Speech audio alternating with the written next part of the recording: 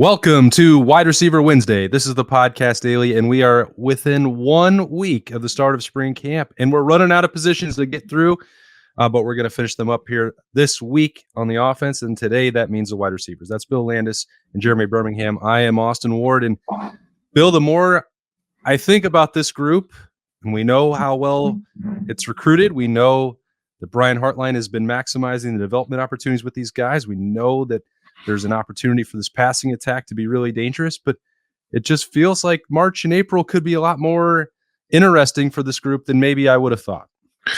Well, there's a spot available, which is fun, right? We know there's at least one. Certainly Egbuka has one spoken for.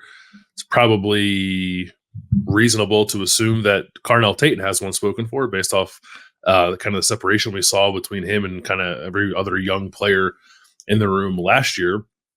But that still leaves one that still leaves the question of how often are they going to rotate. So yeah, it's going to be an interesting position group to watch. Like finally, kind of, it's been a couple of years, I think, since there's been really any kind of intrigue with this position group. And maybe there's some people who think there isn't any because they have a strong feeling on who's going to be that third receiver, and maybe that there isn't going to be any rotation. But I'm looking at a room that I feel like is going to have at least four guys who are probably going to be pushing pretty hard for playing time with Emeka, Egbuka, Carnell, Tate, Brandon Inniss, and Jeremiah Smith. And then we'll see what else goes from there because there's certainly no shortage of talent in the room. Yeah, I think one of the interesting things is how Chip Kelly's arrival impacts the deployment of the wide receivers. Because, Bill, you and I talked before, but like Chip Kelly in his offenses can run the same plays out of a 10 personnel as he can a 13 personnel. But how does he want to use these guys? Does it mean that there's more opportunity for them in the passing game as well if you run out some 4 and maybe 5 wide receiver sets, which we haven't seen out of Ohio State in quite some time? But I hope that they do that because they're going to need to find ways to keep offenses or defenses off balance this year. And when you have guys that are similar, like Emeka, Egbuka, and Brandon Inniss are, or like Carnell, Tate, and Jeremiah Smith are, I think you find ways to move them around and rather than just saying, okay, here's the X, here's the Y, here's the H, and then we're done. Like you actually have enough talent and enough differing skill sets, varying skill sets where you can put guys out there together. Like I don't know that Brandon Inniss is that much different than Emeka, Egbuka, but if Emeka, Egbuka is the slot guy, I don't think Brandon Inniss can play outside. So how does Emeka, Egbuka fit outside or in? Like there's a lot of bigger questions that Brian Hartline's going to have to figure out over these next few weeks. But the nice thing is for Emeka, Egbuka, you don't have to worry about doing too much this spring, and you just let these other guys duke it out. A large part of the intrigue is figuring out what Ohio State wants to do with Emeka, Egbuka, but if he doesn't have to have all that much workload in the spring, which I don't expect that he will, then what does that actually mean for Ohio State? Like if they're not putting him out there and say, what, this is the slot spring, or you're going to work extensively outside Emeka, like I don't know how much we'll learn about what Ohio State really intends to do there. And that's fine too, because Emeka, Egbuka knows pretty much everything he could need to know about this offense. And, that means that we can shift all the spotlight to Jeremiah Smith in his first spring, Brandon Inniss getting, some extensive run and an opportunity to build more than he did in his first year on campus, and Carnell Tate to see if he can have another standout spring.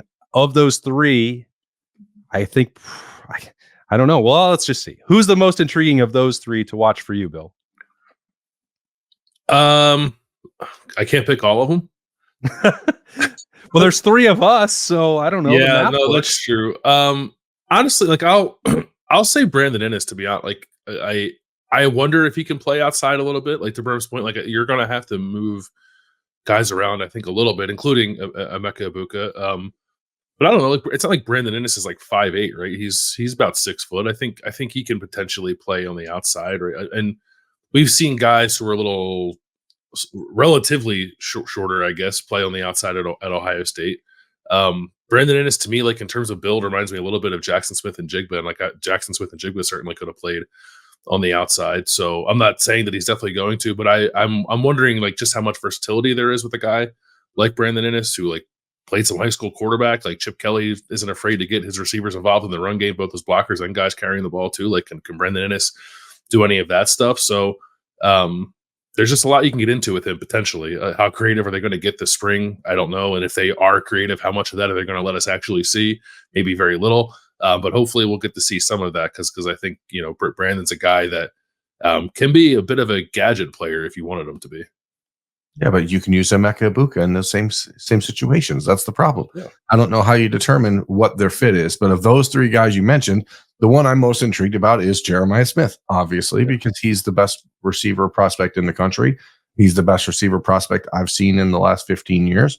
He's a guy that size-wise is extremely unique at almost 6'4", 215 pounds. He has college-ready build already. He's also extremely fast. He also can jump out of the gym. He also has incredible hands and is a great route runner. Can he block? I don't know. That's the thing, right? We talked about it on Monday at Roosters. Can he do the little things that it's going to require to be a counted on, trusted part of the offense? But at the same time, and this is a conversation we've had about other players in the past, when you're talking about a freshman who's coming in with this much hype and this much in terms of expectations, there is a deliverable from the Ohio State end that is required here. And that is Jeremiah Smith needs to have every opportunity to be on the field, because this window to have him, especially now in the transfer portal NIL era, is small. And if you don't find a way to get him involved and to show him how he can be an integral part of the offense heading into 2024, I don't know that you should feel good about keeping him beyond 2024. And it sucks that we have to have those conversations, but we're getting the people worked up about that already. My goodness. This is the world we live in, and everyone knows it. We don't need to pussyfoot around it. Like, if this kid is going to have to be on the field, if he's not, the conversations that are going to be coming from everyone in at home, everyone in Florida is going to be, well, just come back. And I know it sucks, and I hate having to even bring it up, but like, you have to put him on the field because that's the world we live in now. Like, this is a first round pick, and you're paying for a first round pick. You got to play him. I don't think that's true, Berm. You said the same thing last spring about Jelani Thurman. How many snaps did he get last fall? There is a discernible difference between the best wide receiver prospect in the last 15 years and Jelani Thurman.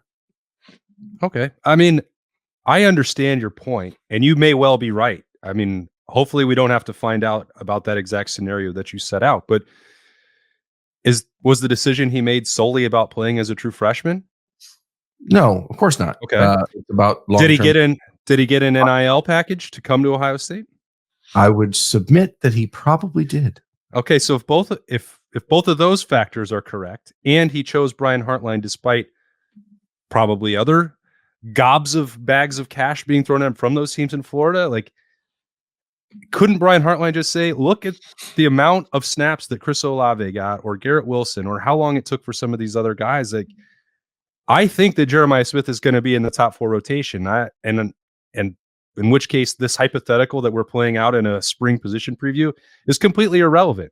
But I think making this assumption that all of these guys have to play immediately as true freshmen, or you're going to lose them just because of NIL or the portal, like, I think that's A, premature, and B, maybe not reality. I agree that it's not all of them. I'm not saying that about Mylan Graham. Even if he was on campus now, I wouldn't have that conversation about Mylan Graham. He's a little bit more of a guy that has the longer path to development. Jeremiah Smith has to be on the field, and I agree he'll be in that top 4. So the question is, what we've seen out of the last few years with Brian Hartline's group is that there's a very solid group of 3, and then that 4th and 5th guy is not in there that often. I think that there will be a bit of a test for Brian Hartline this year to see, are you willing to put this guy out there even if he's not as equipped or as polished as a blocker as the other guys are? And I think it's going to have to happen, because that, when you recruit this type of player, it is a different conversation than, and I hate to even say it, than just your average 5-star, because Jeremiah Smith is not your average 5-star. So it's a different conversation. But that's what makes him most intriguing to me, is because I know that everyone sees him the way I do, which is, oh my goodness, look at this complete, freak at wide receiver. But we also understand the juxtaposition of what Brian Hartline requires out of his guys to play. So now these next 6 weeks for Jeremiah Smith are pretty instrumental, because he has to prove that he can do those things And I think that the fact that Egbuka likely won't be out there for a lot of the scrimmage type stuff and the 7-on-7 stuff is going to be really helpful for Jeremiah Smith to make sure he can prove to himself and to Brian Hartline that he can take that step. The dynamic for that rotation will also be a lot different in August and September because, like, obviously the most difficult player to replace is Marvin Harrison Jr., but the one that in the rotation Brian Hartline counted on to do a lot of that dirty work was Julian Fleming. You know, he was the best blocker. He had the physical presence and the willingness to do all that. That Brian Hartline wants to give that person a starting role and a bunch of reps. Like, if you look at this group, and Jeremiah Smith is just potentially learning how to do that, Brandon Ennis, probably not the first person that springs to mind to go do some of that Julian Fleming stuff on the perimeter. That makes Carnell Tate even more important, I think, this spring. I think Ohio State, after the camp he had as a true freshman, thought he was going to play more in year one. There were some injury concerns in there that I think are probably more pressing than we realized and more pressing than whether or not he can block. But this will be the next step for him. And that's why even if you guys hadn't taken the other two, I may have thrown Carnell Tate in there. If he's who we think is going to be the number 2 weapon alongside Emeka Egbuka, he's going to have to be an all-around threat at wide receiver. What's that look like heading into year 2? That first year throws a lot of challenges at you. Carnell Tate had to deal with them off the field as well. And your heart went out to him, obviously, for what he and his family had to deal with shortly before the season started. But I think that puts him in that spot where he's got to find that next gear that we saw glimpses of and makes him more important than I think people realize this in March and April, because we just assume that he's going to make a Marvin Harrison type jump because Marvin said he's ahead of where Marv was, which doesn't also do Carnell Tate any favors to have that sort of pressure heaped on him. But I mean, all of those guys in some form or fashion are going to have to, and Ohio State's a lot more unproven at wide receiver than they have been in quite some time.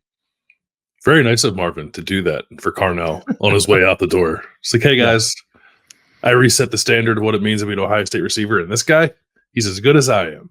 He's better. He's better. He works just as hard, if not more, than I do. Please put all of that pressure upon him. But I guess that's the nature of the room that Brian Hartline has created here, right? What about this other group of receivers that we never talk about? Jaden Ballard, Kojo Antwi, Keon Grays, they're getting sandwiched a little bit between Emeka Egbuka and all these young guys. I don't know. I still think someone from that group could kind of emerge and carve out a role for themselves this spring. No, or at least they better this spring, or else it's never going to happen. Yeah, and I think what's funny, Bill, is the guy you didn't mention of that group is probably the one most likely to do it, and that's Bryson Rogers, because he transferred and then came back. I think that for all of the conversation around Carnell Tate last year, all of the hype, all of the buzzwords, all of the niceties from his teammates, Bryson Rogers got a lot of that stuff as well about how good he was in fall camp and how difficult he was to cover and the way he caught the ball. And I think he believed that he had a chance to go out and kind of strike while the iron is hot when he had those press clippings in December, and then found that the grass was not greener. And now, I'm curious. I think it's interesting to see how Brian Hartline and Devin Jordan really approach Bryson Rogers this spring, because clearly the talent is there, and he was kind of the forgotten man in the class with Noah Rogers, who's now gone, and Brandon Ennis and Carnell Tate. But as far as his high-end wide receiver skill set, his ceiling is probably higher than Keon Grays or Kojo Antwi. Not the burner that Jaden Ballard is, but he's probably a more complete wide receiver. He more than anybody needs time in the weight room to see if he can actually become a physical blocker and handle the rigors of the Big Ten. But the little things that make a guy a big-time receiver target are all there with Bryson Rogers. But did he hurt himself considerably this offseason with his decision to go into the transfer portal? I think he probably did. Well, I don't think if that was going to prove costly to him in terms of playing time, I think one, Ohio State probably would have told him that and wouldn't have welcomed him back, and two, he would have been able to pick up on that. So it's an odd situation for sure, but I don't know that he's hurt himself. I don't think that I would say, and I was pretty impressed by him in a little bit we got to see of him in practice, just moving around. He's super skinny, as you said, and that is certainly noticeable when you watch him. But like really fluid, explosive, quick, and like kind of long levered too. Like there's a lot there, I think, to like. He's a underrated probably recruit compared to what he should have been. But yeah, he's of the four that we don't talk about hardly ever. Maybe he does have the best shot of doing something this spring. That's a good like under the radar kind of guy to kind of keep eyes on. I mean, I think Jaden Ballard is the closest to helping, and I also think when Berm is talking about guys who still need to be in the weight room, Jaden Ballard also still fits in that category, despite being several years into the program. It has not clicked for him, I think, the way we anticipated. It seems like a couple springs in a row, you just see him do some freaky things. Last year, it was the ball skills, catching punts that bounced off the ceiling, and like one-handed grabs in workouts. And then you see that stuff and you get excited. And then Brian Hartline sits down at a table and says, "Oh, you guys are falling for this trick here. It's a little okey doke, and he's not a complete receiver yet." And they don't. The part about spring that we sometimes forget is we see more of it than we do the rest of the year. Last year was about a third of spring camp, which seems like a good amount to make some opinions based out of. It's still not everything, and even the stuff that we see on those 5 days is a fraction of the playbook. And so, I always try to keep that in mind with my evaluations and think about that in March and April. But the playing time that Jaden Ballard does or does not get in the season, which continued last year, is the surest sign that Ohio State hasn't felt like he is ready to be the all-around guy and be in this top four. So he's almost certainly number 5. And even when they go in and start practice next Tuesday, he might even be in the top 3, given how his knowledge of the playbook and his time in the program and maybe some more strides in winter workouts. But to me, that won't ensure that he's definitely going to play a lot, because I've been through this process before, including with Jaden Ballard specifically. Yeah, I don't know. He had a good pro day last year. We're catching passes for CJ Stroud. Like, whoa, look at Jaden Ballard. He's ready to break out. And then, like you said, it didn't really happen. It is. You're turning heads of the NFL guys. They're like, who the hell is this guy? Yeah, I know. It is like, to Berm's point earlier about, being worried about guys leaving. It is mildly surprising to me that he's been around this long. Has not really cracked the rotation, but is still here trying to do it. Like, and I do give him some credit for that. I suppose this is the best chance he's had to do it, right? He came in with a really talented class. Certainly there were guys ahead of him when he came into the room as well. It's kind of wide open for him, especially if you look at, like, if you think Emeka Egbuka is the starting slot receiver, and the positions aren't this siloed anymore. But if Emeka Egbuka is the starting slot receiver and Carnell Tate is like your starting X receiver, then there's an opening there to be like the starting Z deep ball kind of guy, and that's what Jaden Ballard does. So the pathway is there. I'm interested to see how he attacks it. I'm interested to see if he's done anything to become more of a leader in that room, because it's kind of just Emeka Egbuka. Like, you lost Xavier Johnson out of there, really important leadership piece. There's a void there that needs to be filled, and maybe it's filled by a sophomore like Carnell Tate. But I think if you're Ohio State, you would hope that it gets filled by Jaden Ballard helping out his classmate Emeka Egbuka and kind of leading that room along. Yeah, with Jaden, what is the most like telling to me is that he is very different skill wise than the other guys. I mean, he has the straight line speed that Ohio State's been looking for, someone to be that deep threat, but it's just been an absolute lack of development in the other parts of his game that's held him back. And so, you wonder if at some point they just find a niche for him and say, hey, this is when we're going to do this. But now you have Jeremiah Smith, who's just as fast and so can do those things like it and is a considerably bigger. I don't know if you guys saw the photo on Twitter last week of Jeremiah Smith standing next to Jaden Ballard. And it's like, whoa, one of those guys is a freshman who just turned 18 and one is 21-year-old. And it's not the way you'd expect. So I think that there is an opportunity for Jaden to be on the field, but he's going to have to be a little bit more dedicated and committed to the art of being a wide receiver than he has been. And, to Austin's point, like how many off seasons do we have to see this or have these conversations before you start going, well, maybe it's not just going to click for this guy. But at the same time, he's heading into year 4 and there have been, guys in the past, the Terry McLaurins, the Paris Campbells, the Johnny Dixons, where it didn't happen until that late in the process. So maybe it can happen for Jaden if the offense changes and gives him an opportunity to do what he does best, as opposed to trying to make him be like everyone else. I was trying to think of any example from the last, dozen years that I've covered Ohio State of like a guy that they picked that was like, well, he's not a complete X position. He's not a complete receiver, whatever. And we're still going to carve out a package for him at Ohio State, and he's still going to play. And it just so rarely happens that they actually do that, because they don't. I'm trying to figure out. They do it a little bit with Jamison Williams his freshman year. I was thinking about like deeper into the career. The closest I could come up with was Benjamin Victor, who seemed to have some of the same, delays in filling out his body. He wasn't ever going to. He was a unique wide receiver, has some of the same length and speed that Jaden Ballard does.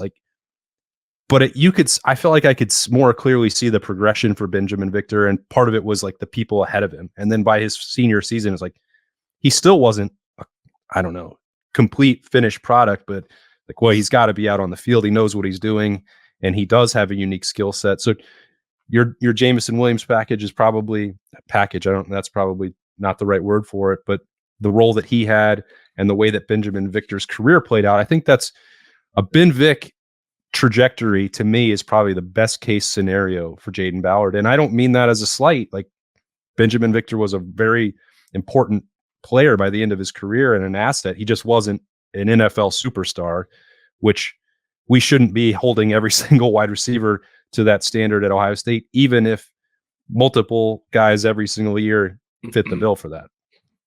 Yeah, that's the difference between now and when Benjamin Victor played, is that the room is full of NFL superstars. So if you're not one, it's a little harder to break through, I think. Yeah, the Ballard comparison that everyone has always tried to draw is between him and Devin Smith. And, Devin was a really good special teams player. Jaden is as well. So you can see some similarities there. But Devin was a much more physical wide receiver than Jaden. And he just happened to find the connection with Carnell that really allowed him to shine in the deep game. But Ohio State doesn't have a quarterback that is going to be that style of QB. So it's not really a situation where it's apples to apples when you can say, okay, Carnell, just go throw it 65 yards, 70 yards down the field and let Jaden run under it. You don't have that guy. You don't have Justin Fields as you did with Jamison Williams. So it's hard to find where he fits into that rotation. Well, there's going to be competition. There always is at Ohio State when it comes to Tyler Graham's going to be really good. Let me be clear. Like, people don't. Yeah, he's not here in the spring, right?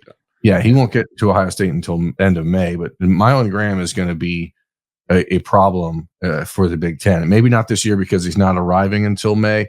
But that skill set, I mean, you're talking a very, very elevated wide receiver football IQ with Mylan Graham. And I will not be surprised if he ends up being that fifth guy by the time the season's over.